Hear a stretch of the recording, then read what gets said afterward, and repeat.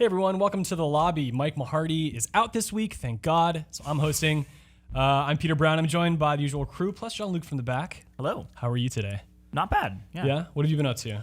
A lot of playing old games. I've been doing these history of features, and it's kind of ruining my ability to play like current video games.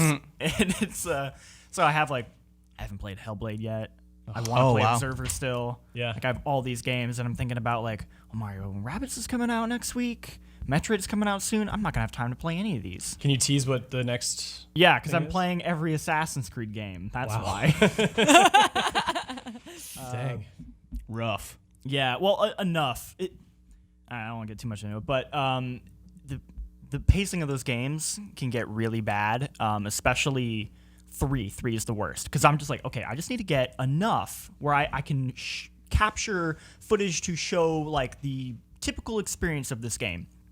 And so it's like, all right, I got to get to him in the assassin's outfit. It takes 7 hours to get to that in 3. You play like 4 hours as the dad, and then you play like an hour of him as like a kid, and then you play like 3 hours of him as a teenager, and it's like so much prologue. Yeah, and then by the time you finally get to him in the assassin's outfit, I like went and checked the menu, and it says like, yeah, you're like halfway through the story already. Jeez. And I'm like, oh my.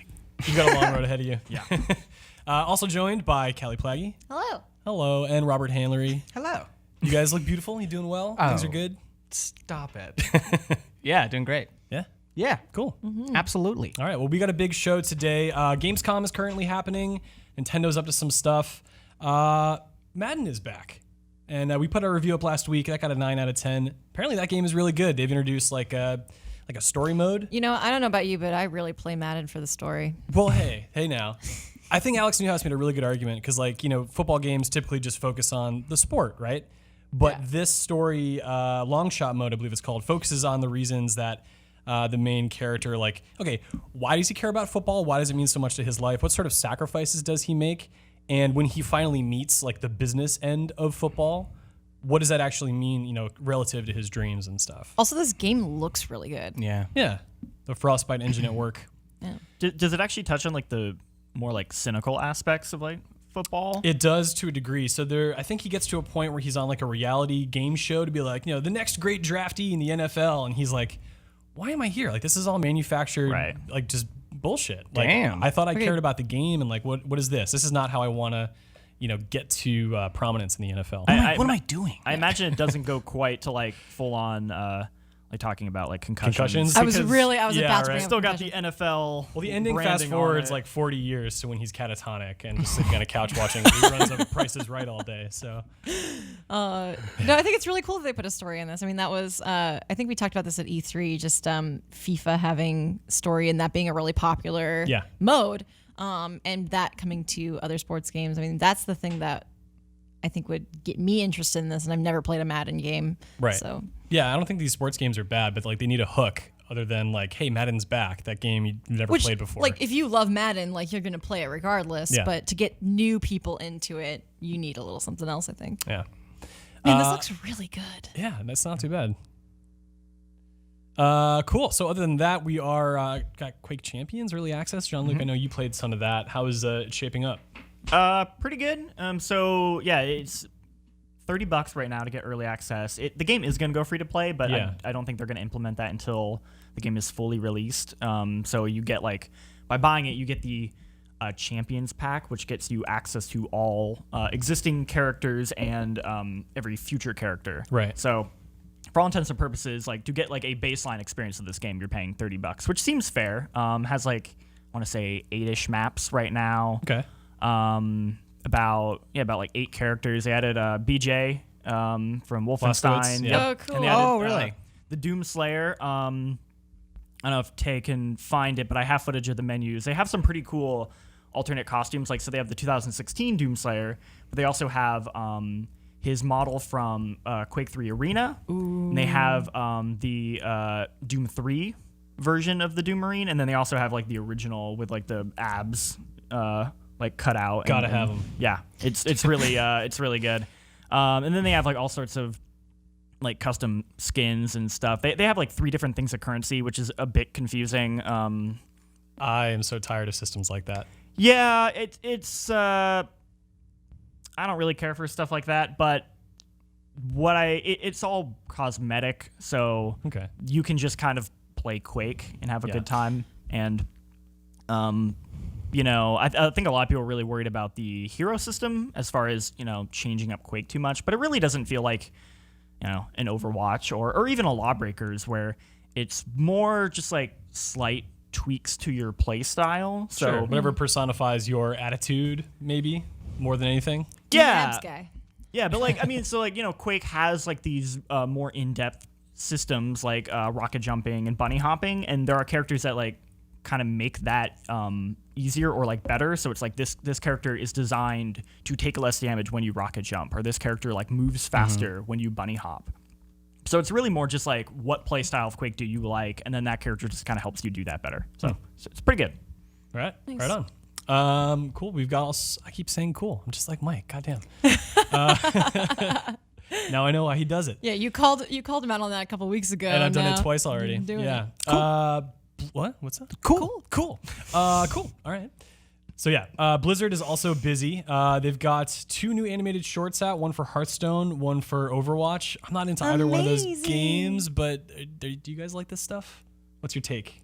I always loved the Team Fortress ones back in the day, where it's like you'd get like a little thing of each character, and I kind of like they seem to be doing like that, but even a little less tongue in cheek and more like actually like serious, like getting into like the lore of Overwatch, which is, I don't know. I rather have it just be like a movie.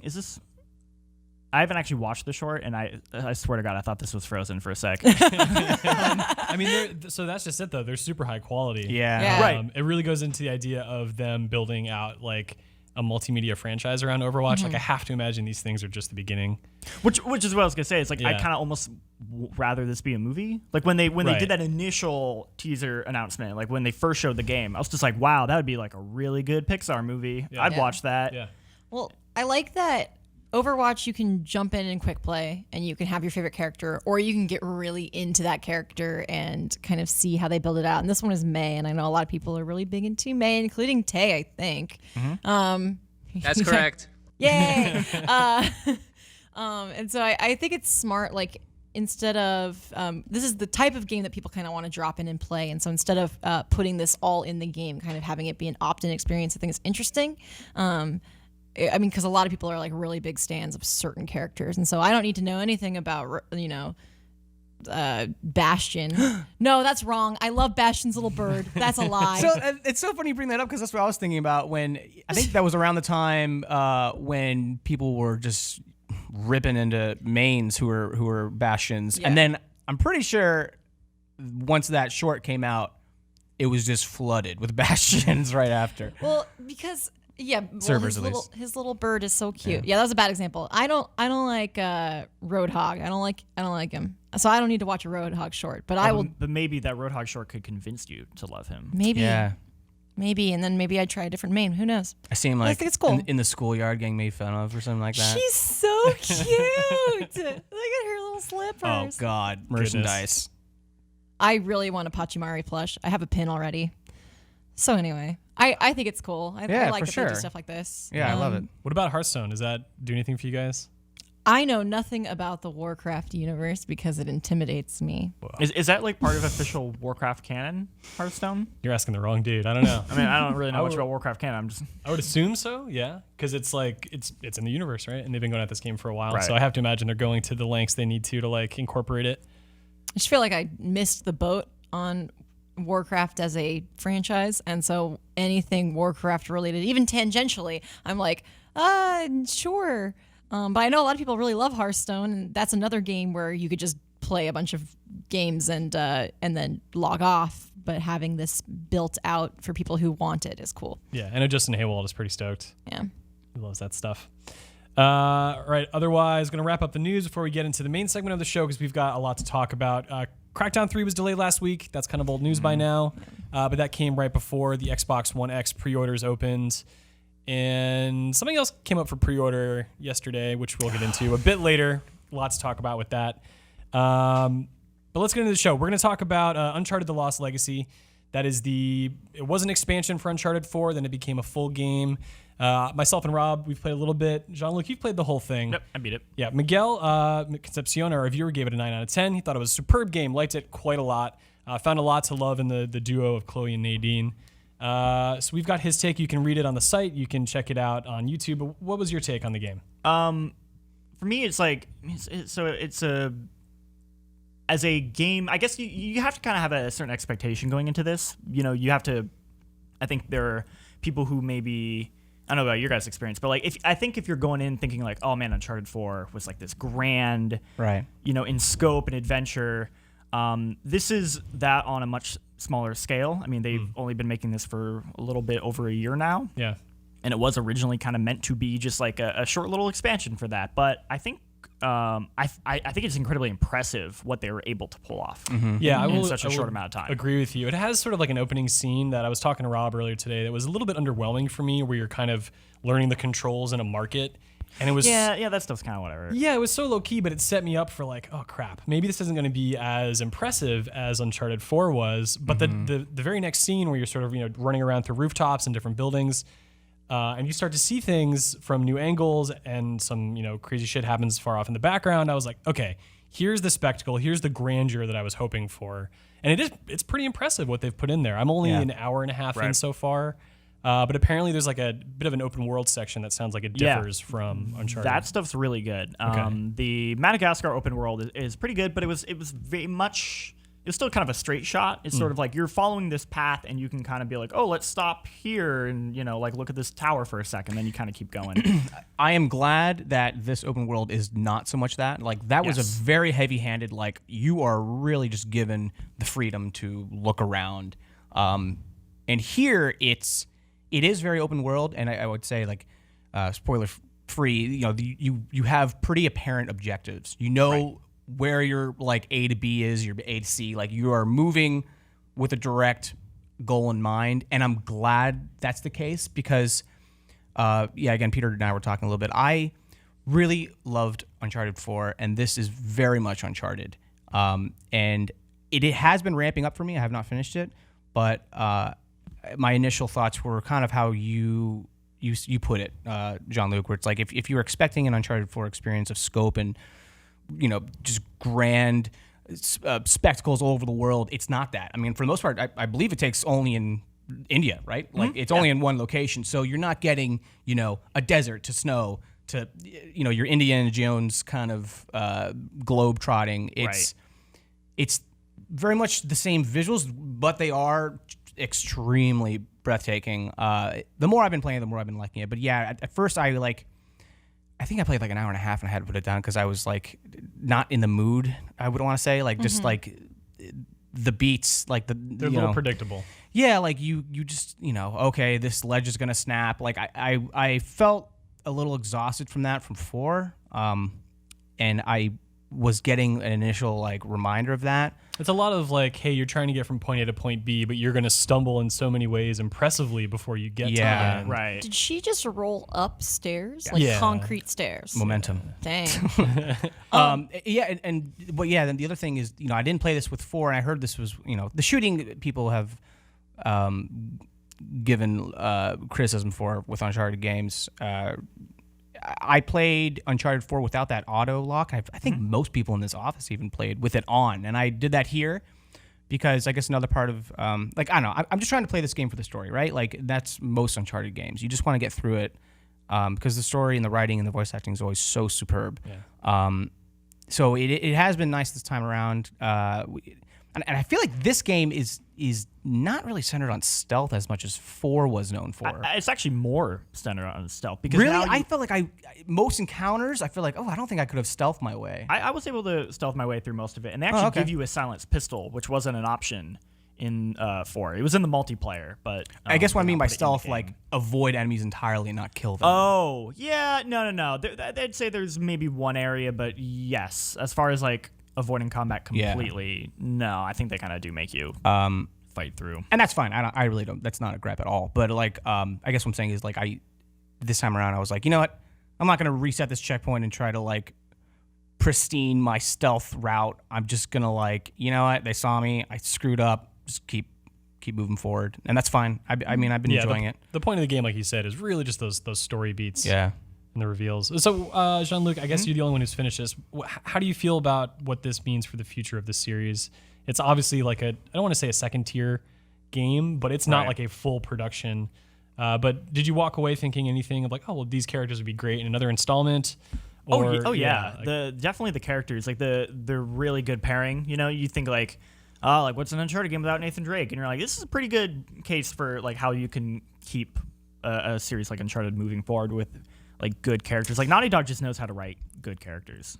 Yeah. I know this is standalone. I haven't played an Uncharted, and that isn't because I'm not interested in them. I just haven't gotten around to it.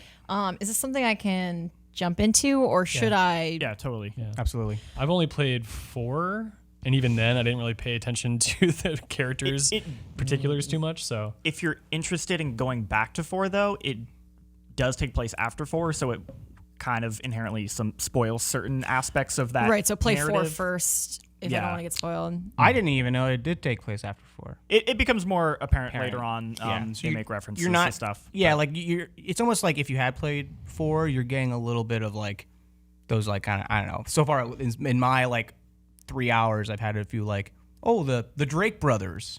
Like you get a couple of moments like that where it's like, okay, cool, but it's nothing that like is, you know, it's not pivotal that you play that game at all. Right. Yeah. No, definitely not. For me though, like the big thing was actually that open world section was just like seeing this kind of more like free form. It reminded me a lot of like the first Far Cry or like Crysis, where rather than it's like that. The thing I don't like about open worlds, like true open world games, is that you end up pacing and narrative can kind of end up getting like screwed over by that. Yeah. Like in a game like Uncharted, which is very much about like that tight pacing and narrative, where this feels like a really good balance where it's a series of levels that have like a very clear like objective and endpoint, but within that level you're given this freedom to like move around and explore. And I would love to see an Uncharted game be entirely that, like just a series of different like open-ended levels that you're given like a lot more freedom to explore. Yeah. Like I think that would be really cool. Like they should take that concept and like push that further. Like maybe even Last of Us could incorporate stuff like that. Like I'd like to see more of that. Anything notable to say about multiplayer? Because it's basically Uncharted 4's multiplayer. Nah, it's just Uncharted 4's.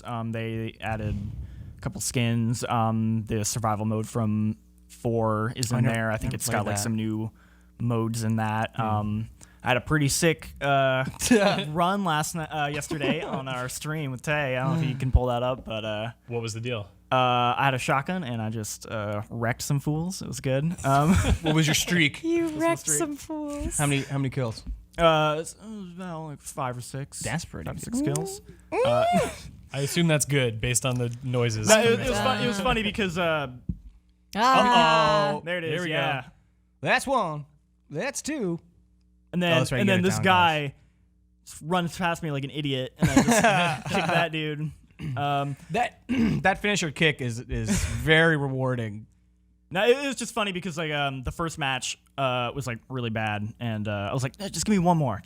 Who's this guy? Yeah, I was just about underwear to say, on the left. Who was it? Looked like a motorcycle helmet, biker short. Yeah.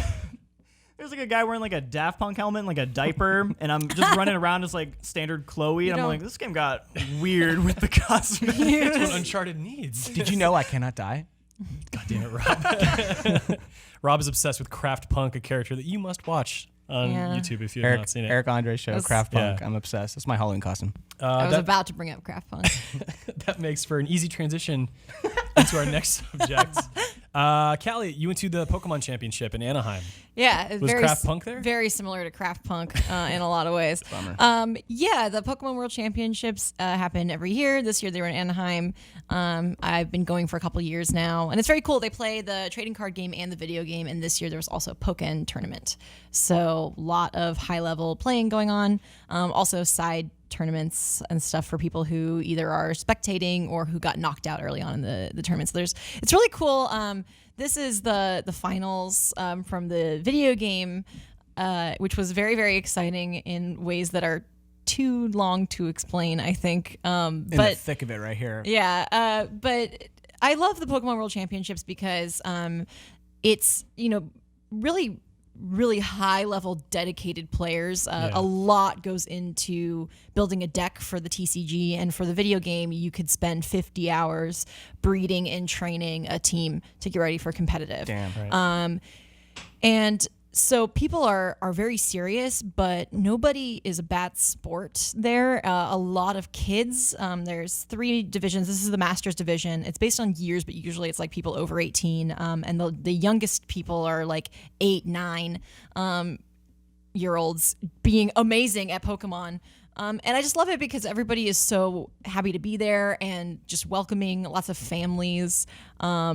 And I kind of wanted to ask about the atmosphere while you're talking about it, because so many, competitive gaming things, especially those that have been around for a while and keep going, there's a lot of like spectacle and sort of like, huge, it's a big event. Like, there's a lot of things sort of held up around it. But you never really see that with the Pokemon Championships from the outside. It seems like it's an event that's very insulated. Is that like an effect of the younger crowd? Like, this isn't a game where players are making millions of dollars. They just love this game and they love Pokemon. Yeah, I mean, the trading card game, I think the first place prize is $25,000, and it's I think 10 for the video game. So you're not competing for a ton of money. Up until last year, it was just scholarships, and they added cash recently. But yeah, a lot of people just really love it, and it's not a huge spectacle until the last day because like this match, everyone was sitting down watching, screaming at different crazy things that were happening. It was crazy watching this live with a huge crowd. But the days before that, Friday and Saturday, were just people kind of playing pickup games in the hall, and some people kind of sitting in the crowd watching the semifinals. But a lot of people were there to play and to talk to their friends who they don't see. It's really international. This was a match between Australia and Japan, and so people just see friends they only see once a year, and so that's really the focus of the event. And so there isn't. They're wearing their flags, I think. Yeah, definitely. And so that's what I really like about it is there's just not a lot of, I mean, there's pressure, but I entered into a side tournament that was just like $10 to enter at 4 p.m. We all meet up in this area, and it's really informal. And it's just like, oh, we're here to play Pokemon. Are there any like showboats, like real jerks? Yeah. That people hate, like the villain of the Pokemon tournament? Wasn't there a guy who like shat in a hotel like lobby or something? What? Like Pokemon card? Like, We've all been there, John. Like one of the Don't winners judge. of like a Pokemon card game. Like he got his first place status revoked because he like shat in like the hotel lobby or something. As a joke? Or? No, I don't know. But can you imagine being that second place winner who's like, I got second place, but I'm coming home with the first now because. Why is that? Why are you first now? Well, I do not recall that happening. I definitely recall that happening. What villains do you recall? Okay, so there are some kids in the middle school range that were testing Brats. me. They were testing my patience. Whoa. No. I can. Yeah. John Mulaney said it right. Those are some of the most cruel They're scary. people. They know exactly how to cut to Ruthless. the deep of. I met this like. Go ahead. No, that's just it. The thing you don't like about you. The thing that you don't like about yourself, they know, and they'll call it out. So I'm entering into a side tournament. It's different from the format for the video game championships. So it's just like a free for all. It's Battle Royale, which is a Sun and Moon, like a new mode to Sun and Moon. So I'm just doing this for fun. I sit down at this like, just temporary. It's almost like a lunch table. I feel like I'm at lunch in elementary school. And there's like kids everywhere, and I'm like, I'm ready to destroy. There's also adults. It wasn't just kids that I was beating. But there's these 2 kids that are just they're talking in secrets, and they have their little secrets. Like pig Latin? I mean. They were kind of like, ha, ha, ha, we know something you don't know. And I'm like, I'm an adult. I know a lot of things you don't know. I pay taxes. But also, it's like you're probably like your inhibitions were high because their parents were right behind them or something like that, right? So it was like a girl who was probably like 12, 13, and a boy who was like 13, 14. What'd you just say to Xander? And like, so it was actually kind of cool because they were like, I thought they knew each other. I thought they were friends and they came together. But they actually met there and found out they had traded online before, which was actually pretty cool. Small world, yeah. But they were being like, these Pokemon definitely aren't hacked. Ha ha ha. And a hacked Pokemon is like a Pokemon that has illegal move sets that you get by plugging in your 3DS to a program. And so there's like things like one-hit KOs that are totally illegal to play with in a competitive environment, and I was not having it. That is I was like, mind game stuff. I was like, I've been playing this game for 20 years, and I can't lose to you. You're a child. so I sit down, and these kids have so there's a Machamp, which you probably know because it's a first generation Pokemon. If you're not familiar with Pokemon, that camera, and it has a move called Fissure in the early games, which is a one-hit KO, but it has like a 30% chance of hitting. And Machamp can also have an ability called No Guard, which means that all of its moves have a 100% chance of hitting, but any moves have a 100% chance of hitting it. So it's like a opportunity cost sort of thing. But if you have No Guard and Fissure, which is impossible in Sun and Moon, but you could hack in a Machamp with No Guard and Fissure, you will just sweep the floor with everyone. And so I was not having it. I was so mad. And this girl's like, this freaking girl is like, hey, I've hacked Pokemon. And then she didn't even bring a charger for her 3DS. Like she wasn't even prepared. She had no idea. Get out of here, kid. And like her dad had to like hook her up to a laptop and all this stuff. And I was like, okay. And then I just destroyed them. And I was so mad. I was so mad that we had to like keep tallies of all our kills. And every time I killed these kids' Pokemon, I looked them directly in the carved eyes. into your arm. I looked them in the eyes and silently just tallied. I was so furious. I'm not kidding. I was so mad. Daddy, she's scaring me. But anyway, in this tournament, I got second place, and the first place winner was this like guy from Japan who just like destroyed everybody. Dang. But I was not holding It sounds like you had your own battle that you needed to I win, did. and you did, and that's all that matters. And I accomplished what I came to accomplish. So yeah, so there's some snot-nosed kids like that. But for the most part, they're lovely. Was there any news that came out of the events? Did they ever like do anything like reveals? They haven't done a really big reveal since 2015 in Boston when they announced Pokken Tournament coming for consoles. This one was just kind of like, oh, there's a new Z move, and that doesn't matter to anybody except people who actively play. It was really cute. The juniors champion, so I think he must have been 10 in the video game. He's like from Australia, and they're doing this interview with him, and he's all shy, and he like isn't looking at the camera.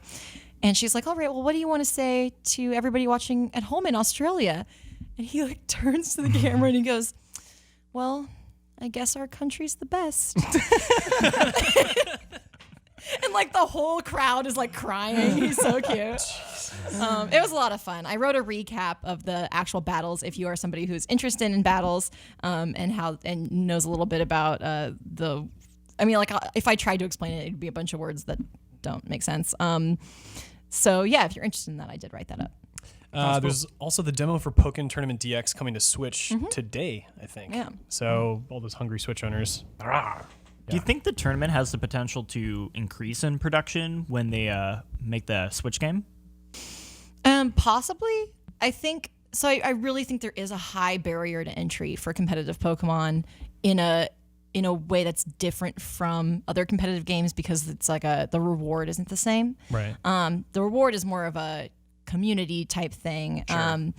And so people aren't going to really invest as much time as they could, but it does take a lot of time to get into. I think I have 150 hours in Moon, and like a lot of those was just riding around, breeding Pokemon, getting ready for battles. Yeah, the end game of like getting those random chance attributes. It's not even attributes though, right? It's like something else that informs how attributes grow. Yeah, so I also wrote an explainer for competitive video game Pokemon. If you are interested in that, you can check that out on GameSpot.com. But yeah, you are breeding for hidden stats, abilities, natures, and moves. So there's a whole... If they're hidden, how do you know that you're getting the right one? In Sun and Moon, they added a way for you to check it in your PC. So they used to be extremely hidden. You had to kind of... there was like one guy who would tell you, and he would... That's always the thing. It's like there's a guy. Like it's like, well, if you go to this part of the map, you talk to this one guy, he'll be like, your Pokemon seems happy, and you're like, oh, so that means that it has this thing, and there's all these like invisible stats and charts, and it's like, oh my god, like you have to keep a log. It's a lot. I have an app where I keep track of all of my Pokemon and what stats I bred onto them and how I trained them. It's high investment. With Switch, with Sun and Moon, they made that a lot easier somehow, because it still sounds very complicated when I explain it. But they made it a lot easier than in past years. If they continue to make it easier to get into the competitive scene, then maybe I could see it increasing. I was just thinking even the spectacle. Like the Switch has the chance visually to be like so much more interesting looking. Like you look at like the game, it's like, okay, well, we had to blow up a 3DS screen. Yeah. It's like maybe some people look at that and they're like, it's just like these 3D models. And before it was, just 2D sprites. Like, yeah, I mean, it's hard to tell from the outside looking in that this has the depth that you're describing because it looks rudimentary, and then you also see like characters have like 3 attacks. Yeah. They could depict so at the very least with the Switch version, even though it still might not, it's still maybe hard to tell how much depth there is. At least the spectacle of it could potentially look way more exciting, and that would just get people more interested in at least watching it, where it's like, I'm watching like a Pokemon battle. Right, this absolutely. Is cool. Especially with Sun and Moon, I was so sure they were going to come to Switch as ports because they look like they are higher definition than the 3DS can handle almost. Oh, definitely. The frame rate was real bad. Well, the frame rate, I have an original like 3DS XL. I don't even have the new 3DS, so like mine chugs in some of these battles. And so I thought, they're just preparing for a Switch, which has turned out to not be the case. But I imagine if they made it a little more streamable, like stream friendly. Right. I think the problem with the trading card game is it's a top-down view, and then there's kind of this, you can see the people's prize cards from under, and it's the production value is not what you would be used to, because if you're watching like Hearthstone or something, there's an actual like online video game component. The Pokemon trading card game online looks like a knockoff app. Like, it's really garbage. So they're not going to stream using that. So I think they do suffer from production value issues with some stuff. But yeah, I love it a lot. I bought a new 3DS finally to replace mine because I was like, I can't keep breeding Pokemon on this broken 3DS, and the circle pad broke off, and so it reinvigorated my love of Pokemon, and that is what truly matters. So what's the deal with Ultra Sun and Moon that comes out pretty soon? Is that are you going to pick that up? Does that make a difference for someone like you who's already put so many hours into Yes. Sun and Moon? Yeah, so the competitive series for 2018 will be played in Ultra Sun and Ultra Moon. Okay. So anybody who wants to enter into tournaments has to have that game. Right. I think they haven't really announced the official rules, but so for this year, your Pokemon had to be bred or caught in Alola, so you couldn't import old Pokemon from like Omega Ruby and Alpha Sapphire, which bummed me out because I had a bunch of really perfectly trained Pokemon in that game, and I couldn't use any of them. But because Ultra Sun and Ultra Moon are also Alola, I think you could probably just trade your Pokemon up or put them in Pokemon Bank and use them. So it might make it a little easier for people who had Sun and Moon already. But I mean, I'm interested. They haven't really done like alternate versions of existing Pokemon games. I mean, they broke the mold with Black 2 and White 2, where it was a sequel. Right. So I'm not entirely sure. I will, of course, play it. I think this, I mean, I haven't seen much, but it feels like this is maybe more in that vein, because there's like new trainers, and it seems like the story's maybe going to be different. Hopefully they make the beginning of that game faster, because it takes like 2 hours to get to the first Pokemon Center. Right, which is an issue. Huh. I like Sun and Moon a lot, but I think I don't know if I'm going to get Ultra. I think I might just wait for the Switch one at this point. Yeah. Yeah. I really liked Sun and Moon. I thought they were a great balance of things for, the typical Pokemon player and the competitive Pokemon player, and that's what I think they did really well with that game.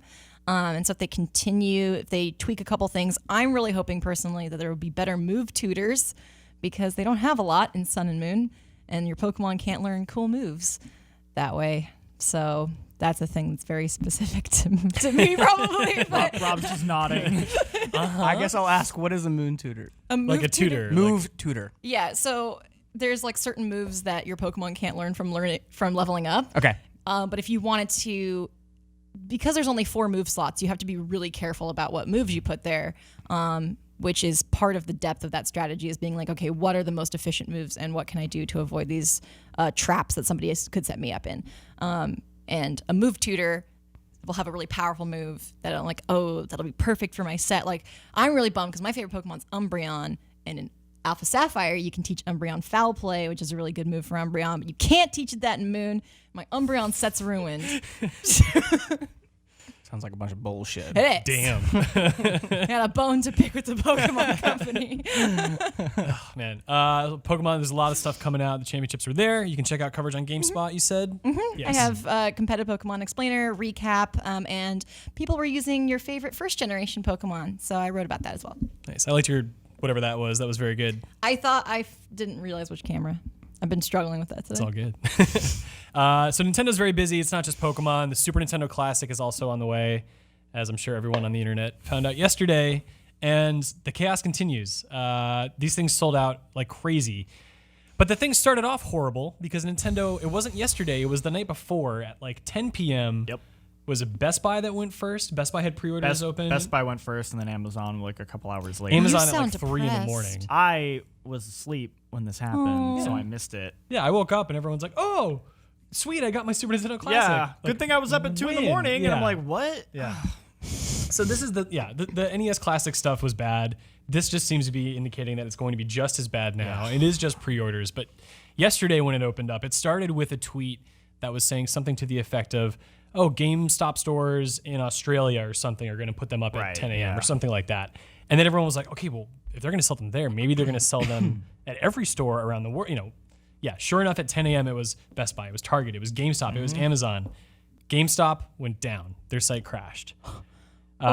Best Buy sold out very fast. Target the same. I had a stupid Project Scorpio Xbox sitting in my cart because like when they announced that, I was like, maybe I want one. No, I don't. And I just closed the tab. I had tabs on my browser yesterday ready for all these retailers to get my Super Nintendo Did you Classic. see the image when the GameStop got it right? The website went back online. It was like this banner that said like, pre-order the Xbox One X Project Scorpio before it's gone, and then underneath was just another banner that just said like SNES Classic, and then giant letters, sold out. Right. Just like, Yeah. we know what you're here for. Yeah. Don't bother. Because Wait, I had so- that damn Scorpio in my cart when I was at Target. I got to the checkout process and it was like, cool, your total's like $600. And I was like, wait, why? Oh shit, I got to get rid of it. So I hit delete, and then the little wheel of time and of effort just kept spinning, and I was like, no, that was it. Sorry for being in the table production crew. Walmart was like two. Peter, that's Walmart was like 2 minutes. So like right at 10, we have like our meeting, and I was like, hold on, guys, and I was like, okay, I just need to remember my Walmart password to log in, and like the 30 you know that one. Yeah, yeah, exactly. And like it took like maybe 30 seconds, but that was 30 seconds too late because they were already gone. Yeah, seconds is all it takes for that to get screwed up. I would like to say that I appreciate the situation we're in, where if we have a 10 a.m. meeting, everyone will say, hold on, we have important business to take care of. So I had opposed to going out and seeing the eclipse. No, we're doing a meeting. Sorry. I had a broken desk because I'm talking to you guys about getting a desk at home. And anyway, I was working at home yesterday, partially so that the people could come take the broken desk away. And what time were they showing up? At like 9:55. But like places like Target, it was like 10:15 or so when they went live. So that wasn't a huge issue. But it was that moment where I was like, really, universe? That's what's going to happen? Because they called me like 15 minutes before to say, oh, we're going to be there in 10. It's like, It's not fun. There's nothing fun about it. Like I as a kid had like a certain excitement to like, oh, I'm gonna go to, wait in line to get my Halo 3 Master Chief Legendary Edition. You could do Like, that. Halo Every 2 anniversary steelbook. every Snuck GameStop out store had 10. They Yeah. had You them, could go and down you could there. go down there and you could sit and you could chat with some guy in line and talk about how excited you are to go play Halo. Yeah. Like this, you're just like sitting at your desk, you're angry, you're upset, you're looking at You're Twitter. an adult angry I about a was- tiny video game system. I was about to say it really is a metaphor for adulthood, where you're like, you used to be like excited. I'm going out at midnight. I'm going to buy a game at midnight. And now I'm like, I just want to go to I bed. love Nintendo. Fuck Nintendo. Please let me just buy this. And they said this wouldn't happen. Well, yeah. So they said that they're going to be making significantly more, especially for launch day. I'm of the mind that, like, I mean, fingers crossed, right? That this is just a pre-order nonsense. That like this is what people are dealing with now, and Nintendo is quietly like, I wish everyone would just relax because we're going to have plenty more. Like I feel like they're going to be able to meet demand because their whole story with the NES Classic was we didn't know how many people wanted it, and by the time like manufacturing contracts and all that had been worked out, it was like, well, we got to discontinue this thing, I guess. Right.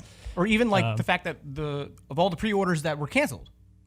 Remember? The Yeah. Walmart stuff. Yeah, all that stuff before. It's like, Right. hey, your demand is pretty apparent. Like, make Yeah. sure your second run is going to be like legit. Yeah. Although, I mean, I guess I get why Nintendo would want to kind of play it safe. I mean, I don't know. Maybe the memory of the Wii U is still fresh, where it's like, oh, geez, that's a GIF. You got to imagine though, like the reactions, because the NES Classic came out like a year and a half ago or something like Yeah. that. That's quite a lot of time, and people have been at like fever pitch for that thing since it came out.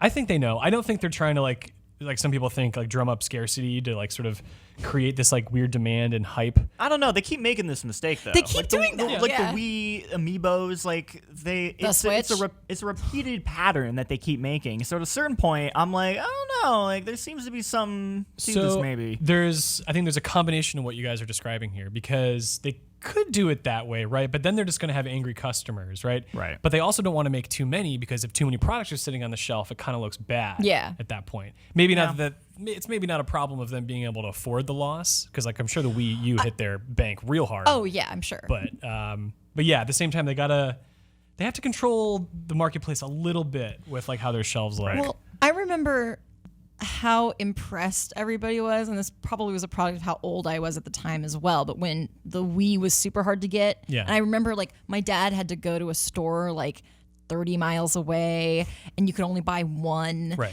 And like I remember like everyone was like, wow, the Wii is so cool. And that was probably because I was like, I don't know, 14 or something. Yeah. I'm so young. But I mean, like, if you strike that balance well, it can be beneficial to you. Yeah. But I don't know. My faith in Nintendo with certain practices wavers a lot, especially with like online stuff. And then since they keep doing this with Amiibo and with the Switch and with the NES Classic, I'm just kind of like, there's certain mistakes they're making that seem like the product of not having enough knowledge. Yeah. Right. So I'd hate to jump from that ship and then say, but they're also ultra clever and know how to play the Yeah, I market. know. yeah. Like it could be either or. Right. Yeah. Right. And you know, they also have to look at the prices that these things are going for on eBay. Like people are paying $300 for a Super Nintendo Classic. Nintendo is only charging $80. There's got to be something to take away from that relationship. Yeah, and it's not like cost with the it's not like stock. they're getting that Right. money. Well, they don't see that profit. Yeah. right. Yeah, of course. Yeah. So I don't know how you take that and sort of factor it into what the hell is going on here.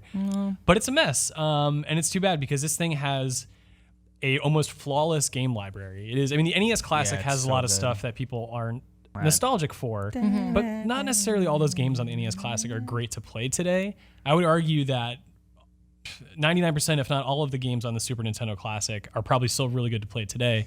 The one exceptions might, oddly enough, be Star Fox and Star Fox 2, because those are early 3D games that are pretty rudimentary. They're not like these, you know, I don't want to say perfected, but near perfection 16-bit 2D experiences. Yeah. They are a rough starting point for where we are today. I mean, like, A Link to the Past is so phenomenal. I think we talked about this before. The glaring omission for me would be Chrono Trigger. Yeah. But That's pretty everything obvious. else, it's like, Well, that's a game I can't wait to play Yeah. because I got one. Oh. you've been sitting on that this whole time. Oh, Rob. Robert. You didn't get one? No. Oh, Nope. no. Didn't get one. No. I actually might give it to one of you guys. I don't know if I want that much. And for those for those of you who don't know, well, because I knew the demand. I was in bed at 10 p.m. and Ben Jonka in the Slack was like, "They're up," and I like rushed to my computer and bought it and went back to sleep. I know Joey got two. But you were already asleep at 10 p.m. I was super tired. Don't judge. We're old. No, it's okay. I go to bed that early. too. But I just wanted to give you a hard Sorry. time because Yeah. you have a Super Nintendo. I'm sorry. That came off very snide. But No, I've I just think been that was- sitting on it. That was That good. was an It was excellent good. review. Screw us, right? You're Yeah. so cool, Rob. God, you're just so cool. Man, I'm just You're being I'm so so quiet. excited because I got one. I think Miguel said he might have an extra one that I can buy off him. So I couldn't buy. I did that with he had an extra Switch. That's how I got my Switch. I tried to buy Miguel's three. the hookup. But I mean, Best Buy didn't let you buy more than one. Right. I could have done a different credit card though, huh? Different name, Roberto. Roberto Handler. Anyways. I don't know what else there is to say about this thing. Make them easier to get, Nintendo, please. And make the cords longer.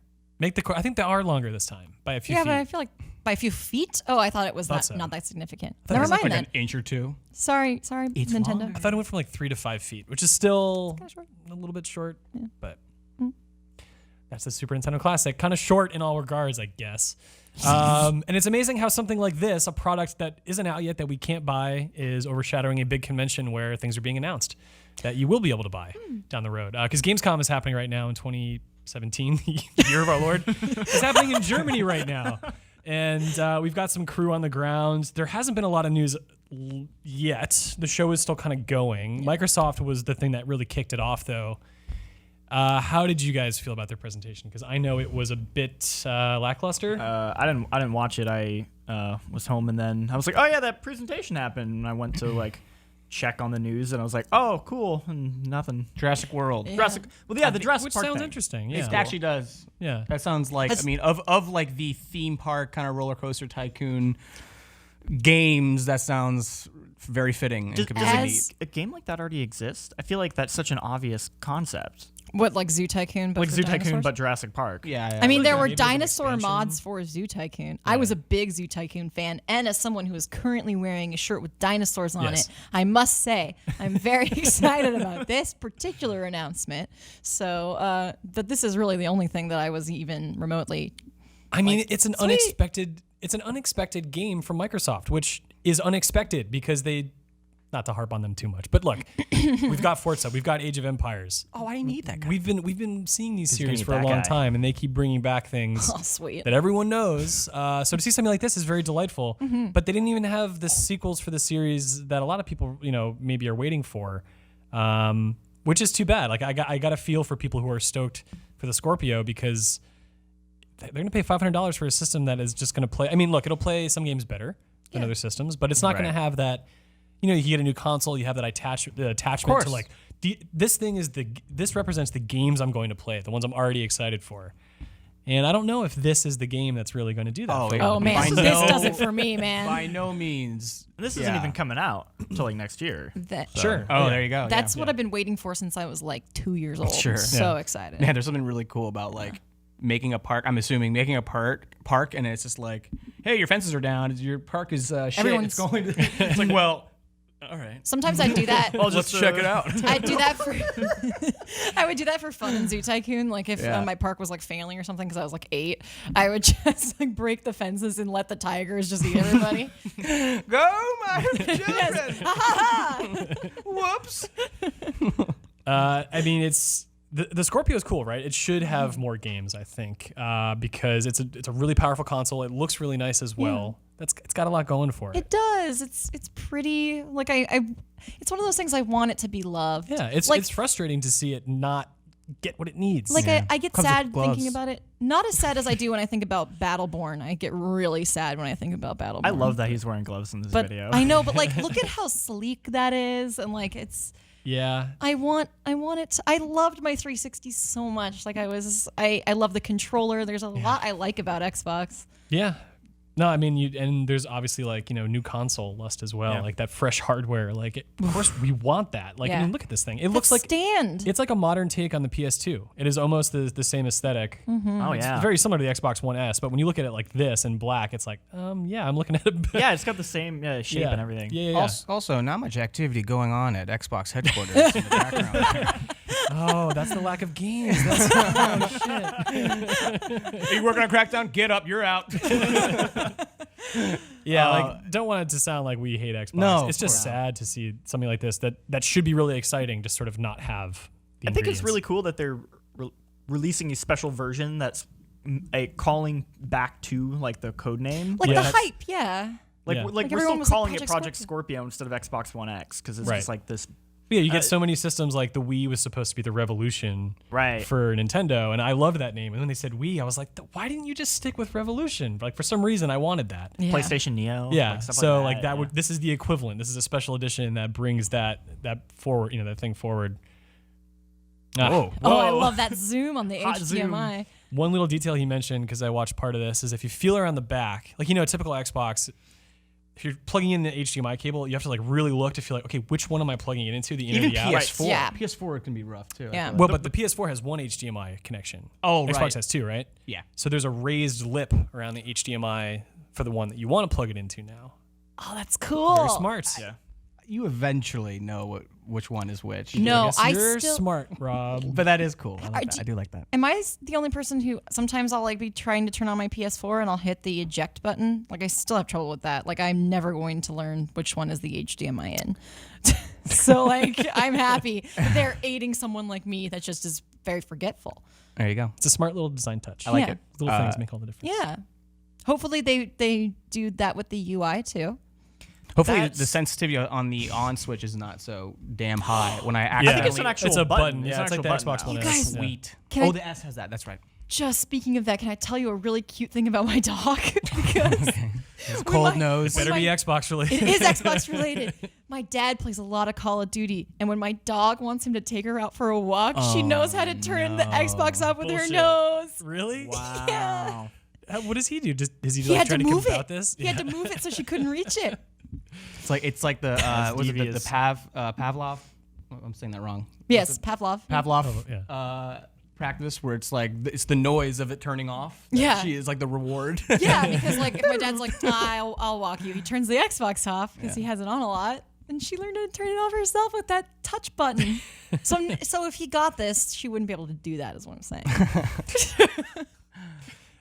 So Gamescom is still going. Are we expecting anything else big out of the show? I should know that. I'm leading this freaking stream right now, but what do you guys know? 'Cause I don't.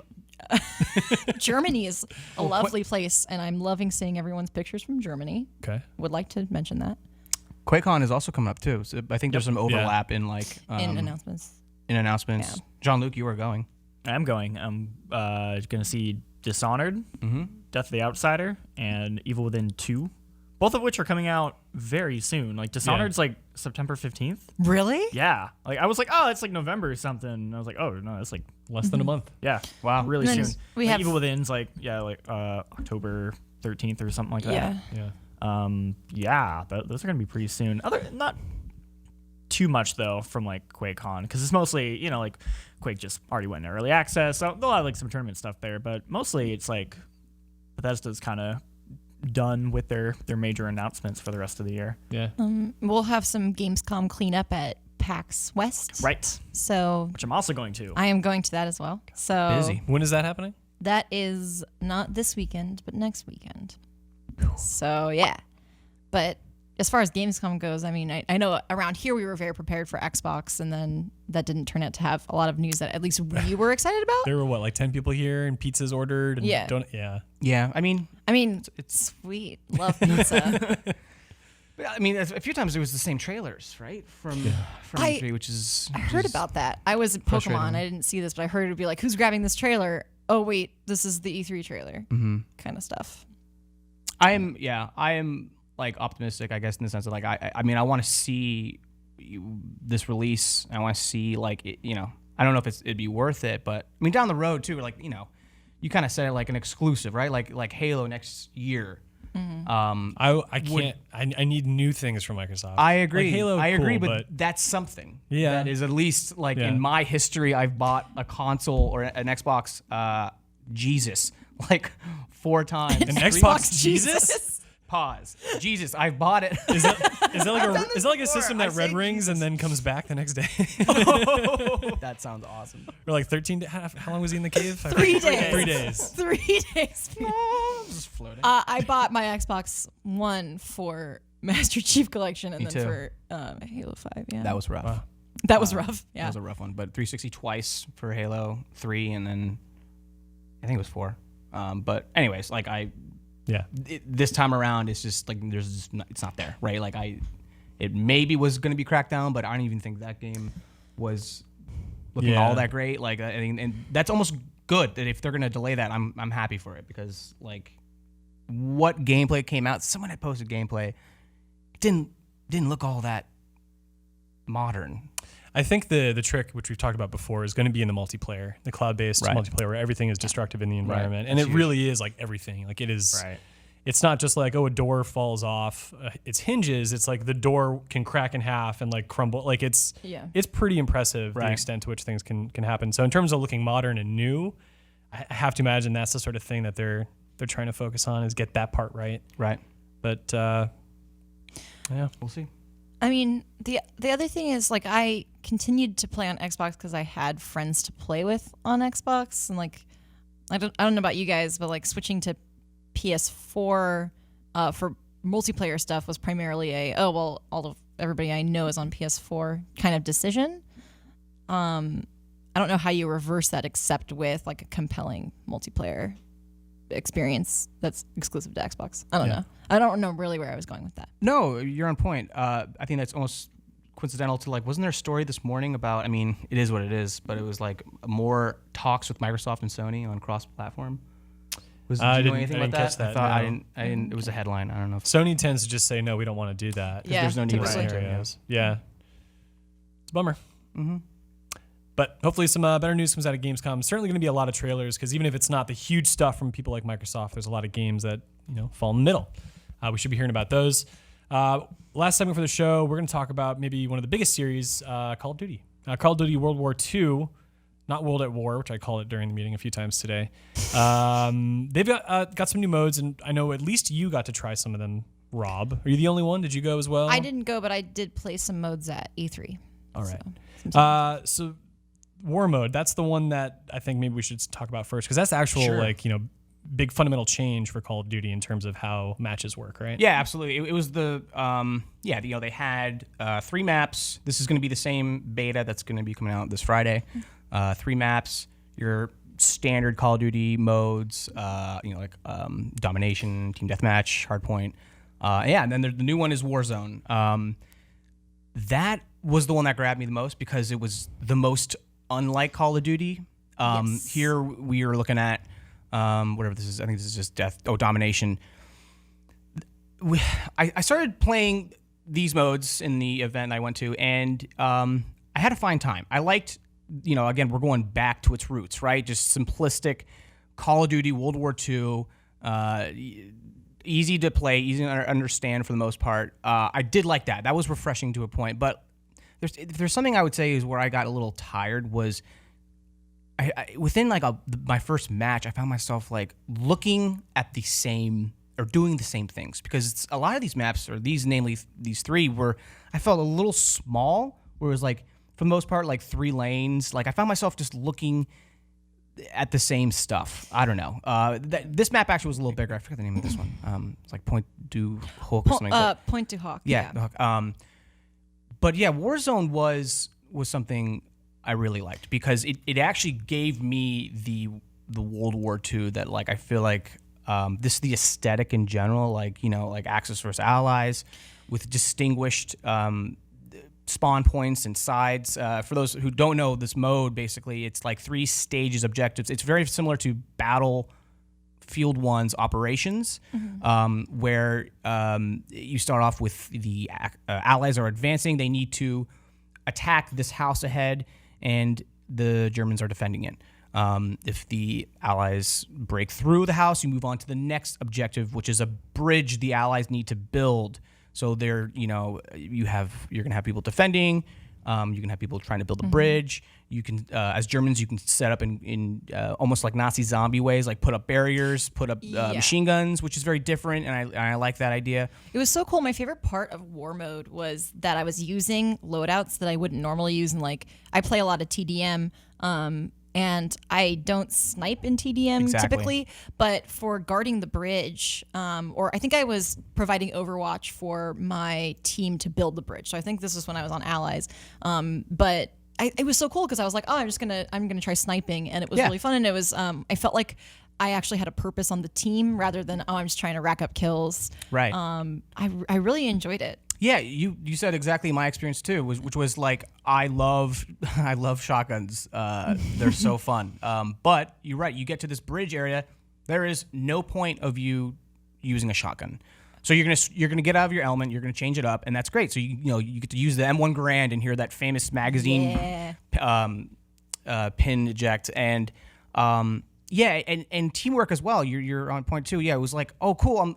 I'm kind of moving in waves with my team. I'm seeing more of them opposed to like that instinct that I sometimes deal with, which is like I'm just going to do a lone wolf with a shotgun and like see you later. You guys are on your own. You find yourself like, okay, well someone needs to do this. We're losing. Who's not doing this? You feel like you're contributing. But yeah, I had the same experience. It was like, oh sweet, I'm picking up a sniper rifle, but I'm going prone in the bushes and I'm actually sniping and camping with a reason. Yeah, it's not like I'm just being a filthy camper. It's like, oh, I need to be here because somebody else has something they need to do. Right. And see if you. This is a good moment there where when you lose the objective, there actually are restrictions of where you can be. So it's forcing you to go to these front lines. I don't know. That's the idea of like front lines is very much my like that aesthetic of World War II is very much like that. You know, you think about just like, you know, in history, like slowly, you know, abolishing the idea of trenches, you know, but it's still present. You know what I mean? Like you're still like putting up a fight. You're still putting these defensive lines down, like getting on a machine gun. Like it was really strong here, and I found that different and new. And yeah, like this is what I was like sniping. I was like, oh wow. I'm actually really liking this. Oh my god, yeah, and I like it's. I think it's really smart for Call of Duty too, because it's like you know how you're going to play Call of Duty. There's a lot of things that are similar from iteration to iteration, and then they introduce this. That's like, okay, well, if you're looking for something different, that's also in line with what you would expect from Call of Duty in a way, because it is very like, oh, we're going to capture that World War II sort of feeling that it's almost like a mix between Call of Duty's multiplayer and campaign in that you sense these objectives. I think it's really smart. So that's kind of what I was wondering about here, that idea of introducing a campaign-like element. Like when you have two teams on either side, it's not like just players going against CPU. How do you then deal with like progress? Like if you're on the losing side, can you ever, you know, regain a foothold and move the fight back from where it started? In this mode, are you asking that? Yeah. That's a good question, because I mean, obviously, you know, this is beta. Like, I would expect them to address balancing, but like here is kind of the last stage where like both times I played on attacking and defending, it ended with this last stand for the Germans, and this like you're now trying to do like a payload thing. From like TF2, where it's like you have to escort the Sherman tank. It can only advance if there are allies near it, or else it'll roll back. So here is right here, like I'm setting up a turret, an MG42, and like with a wrench. No one could ever get past this point, and so every time the Germans always won here. But to answer your point, like I don't think you can roll backwards. I'm pretty sure I did. You were able to, so like if you build a bridge, you could pretty destroy it again. That's gotta be pretty important. I would think so. Yeah. Yeah. I mean, it just didn't happen to me, is all. Yeah. Granted, I this was E3, so there's probably changes between what I played and what you played, and my memory is a little more fuzzy. But I think before the tank section, the fight for the bridge and that one building before that was one where if we advanced, they could drive us back into the building. Yeah. And kind of roll back our progress, which I thought was cool. I feel like there should be a point of no return for the tank, because it's like, oh, what is the tank going to do? Reverse and have like right, you know? like right. Yeah, it does. Like, yeah, I would imagine they kind of wipe the tank out for that if you were to roll back to that middle objective. So what does that counter down in the bottom left? Is that for the current objective that you're dealing with? Yes. And what happens if that hits 0? Then game over. Yeah. Oh, then that's just it then. And then you flip sides. I'm pretty sure that was my play. I mean, I only played for. Again, like just 2 rounds as both Allies and Axis. It was actually pretty cool the way it worked. I don't know if you were playing just like online in the finished version, if you would have an opportunity to switch sides in the same map. But when we did that in like the session that I played, it was kind of cool because it was like, oh, I learned from the opposing team's mistakes as the Axis. Now that I'm the Axis, I'm like, ooh, that's a good place to snipe. I'm not going to be in that line of sight. Sure. And so I think like as you play it more, there's probably going to be a little more back and forth, because you'll learn from your time as the other side. Oh, for sure. And that's funny to think is I almost wonder if that was the direct cause of like my play, because we first played at the Germans and got pushed back. It took a while, but we got pushed back. And then when I played as the Allies, I knew exactly what to do. So we flew through the first 2 objectives, but still had a problem at that bottleneck because, well, we didn't really see the solution, right? Like we already knew, like, I don't know, like it was really interesting. Yeah, that was like one of the highlights, I would say, from my experience. But the other 2, or the other big thing I think, which people have seen, is that they showed that trailer for Headquarters. Yeah, that looks like a robust suite of activities that you can do that aren't like highly competitive, like threatening moment, stuff. It's funny to think, because the immediate comparison when they first announced it was like, oh, it's just like Destiny Tower, which is fine to like, be skeptical of, but the setting makes it so different. Yeah, they have a really unique spin on it, I feel like, here. Yeah, that and the activities that you can do make this much more practically substantial. useful. Yeah, like the tower, there's stuff to do, but it's mostly people just doing their dance emotes and like cashing in engrams, right? Totally. But with this, it seems like from what you were telling me, like you can just kind of drop in and do like King of the Hill, like simple fun matches. And you get to watch. So I think it's like 48 people, I believe, can just be in this social space. It's like the alternative to a lobby, right? Yeah. Yeah, if you're waiting for a multiplayer match. Yeah, and you get to mess around with like weapons. You get to do emotes where you, as you saw there, you're doing the finger across the neck. I'm up next in the King of the Hill. So yeah, the King of the Hill was probably the most interesting. Where like you do 1v1, and if you win, you get to just hold the, I don't know, it looks like a little mosh pit of just like obstacles. You get to hold that as long as you can and get on that scoreboard. Hopefully, you want to get on the top. But what's funny is that everyone can like look around at you or the activity going on, who are, I guess, also in line to give it a shot. So they're like clapping or like cheering. So that's what I mean. That was just the trailer we saw, and that everyone has seen. So no gameplay yet. But yeah, because one thing I think too about like kill streaks, which is nice, is when you get to a kill streak for the first time, finally, it's like, oh, I don't know. What's the best practice? What do I do? Like, exactly. You're going to screw it up. So here it looked like you could like, try it out, hone your abilities, get familiar with it. So when you get, or if you ever get to a nice kill streak, you can know how to use it. It looked neat. I'm sure there's a lot going on. And frankly, like, I wonder, judging by the Destiny beta, it was just soccer, but I would imagine they have other things you can do too. But it looked like a unique spin. I think also having you guys talk about it too makes me realize, like, if you think about COD, where it's like, all right, I'm gonna play for 15 minutes or until I get my molars thinned out from grinding, like, and getting so frustrated, and just turn it off. Right? This is maybe a solution to like take a breather and like mess around and keep you in the game, which is pretty smart. It seems like a neat addition. Yeah. Is there anything that you can earn, like, progression-wise from, like, in that? Yeah, like all those various activities, like dedicating your time to them. I don't know about that. I wouldn't think so. I think what they said would there'd be like cosmetic stuff or like accolade type stuff, but that makes sense. I'm not sure entirely. They changed up the loadout and class system too a little bit. Yeah. So I'm unclear how that progression will work. I can speak on that. It's so the COD staple for so long has been that like 10-point system, I believe was what's called, so you can pick and choose however. Yeah, where you're like, oh, if I put 2 grenades in here, then I don't get a tactical, and then Right. So like all of your perks are kind of separated into like 2 areas. There are divisions, which is like your class base. So in World War II, you're saying? Yeah, in World War II. This is the new game. So like you have you start off by like picking one, and then you can the more you play, you unlock the other ones, and they're like the basic infantry, which is like more or less your overall weapon specialist.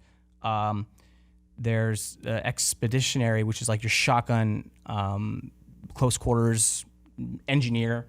It's kind of the staple, like sniper, all these other things. Yeah. Airborne, which is like all about speed.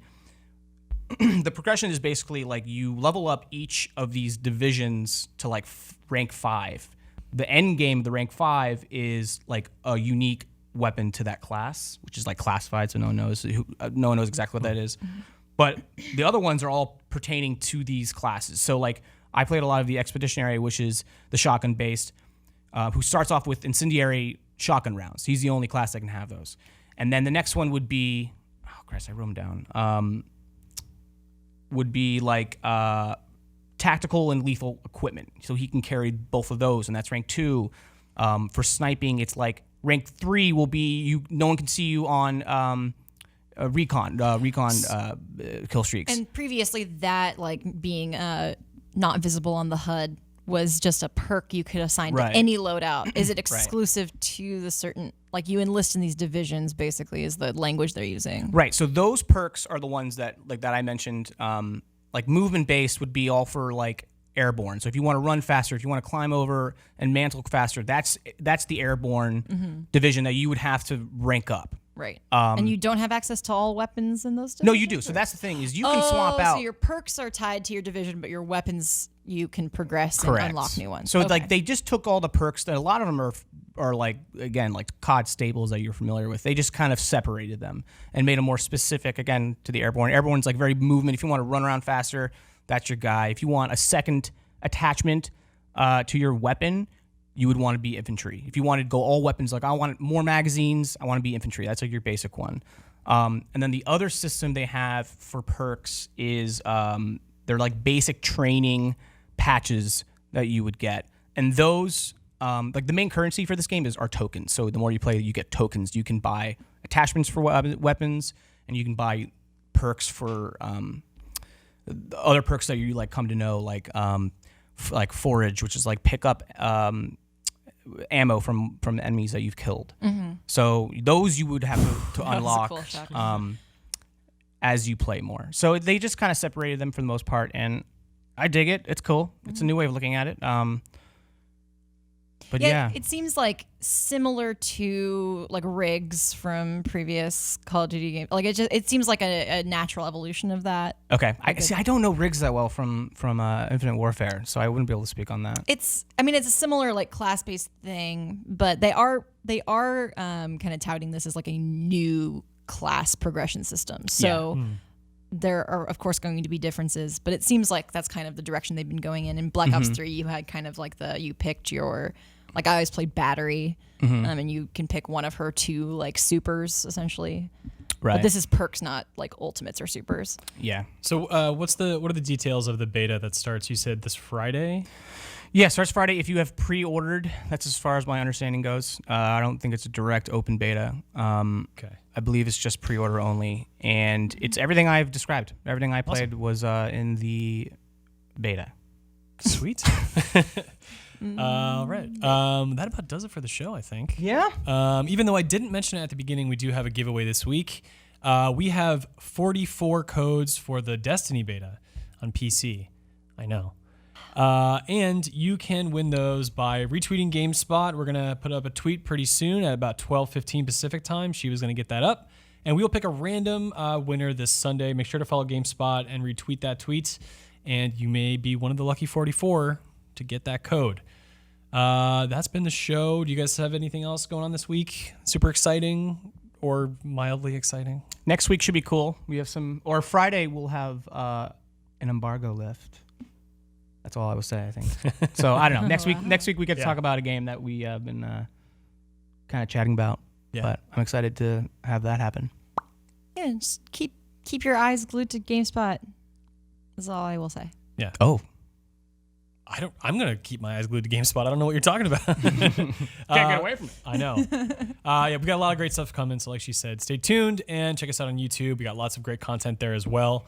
Thank you for joining us this week. We will be back next week at 11 a.m. as always, and we stream every day at 11, so make sure to catch us then. Until tomorrow, have a great day. Bye.